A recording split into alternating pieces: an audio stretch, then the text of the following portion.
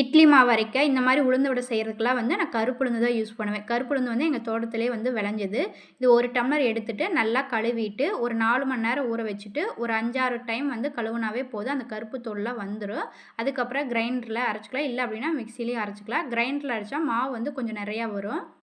உளுந்த மாவு கூட ஒரு 10 மிளகு வந்து தட்டி சேர்த்திக்கலாம். அது கூடவே விருப்பப்பட்டீங்கன்னா பச்சை மிளகாய் வந்து ஒன்று சின்ன சின்னதாக கட் பண்ணி சேர்த்திட்டு, ஒரு பெரிய வெங்காயம் கொஞ்சமாக கருவேப்பிலை வந்து பொடியாக நறுக்கி சேர்த்துக்கலாம். தேவையான அளவு உப்பு சேர்த்திட்டு, நான் வந்து அரிசி மாவு வந்து சேர்த்திருக்கேன். ஒரு 4 ஸ்பூன் சேர்த்திட்டு நல்லா கலந்து விட்டுட்டு, இந்த மாதிரி சில்வர் வடிகட்டி எடுத்துட்டு அதில் வந்து லைட்டாக எண்ணெய் தடவிக்கணும். இந்த மாதிரி கொஞ்சமாக மாவு எடுத்து லைட்டாக அந்த ஹோல்ஸ் போட்டுட்டு எண்ணெயில் விட்டிங்கன்னா அப்படியே ரவுண்டு சூப்பராக வந்துடும்.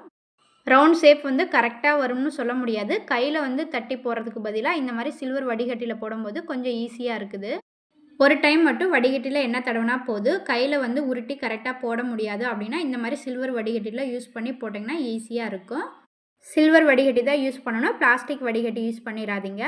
2 சைடும் நல்லா வேக விட்டதுக்கப்புறம் இந்த மாதிரி கலர் சேஞ்ச் ஆனதுக்கப்புறம் எடுத்திங்கன்னா சூப்பரான மொறுமொறுன்னு உளுந்த வடை வந்து ரெடி ஆயிரும். நெக்ஸ்ட் டைம் உளுந்த வடை செஞ்சிங்கன்னா இந்த மாதிரி வடிகட்டி யூஸ் பண்ணி செஞ்சு பாருங்கள். எப்படி இருக்குன்னு சொல்லி கமெண்ட் பண்ணுங்கள். பிடிச்சிருந்தா நம்ம சேனலை சப்ஸ்கிரைப் பண்ணி சப்போர்ட் பண்ணுங்கள். Thank you friends.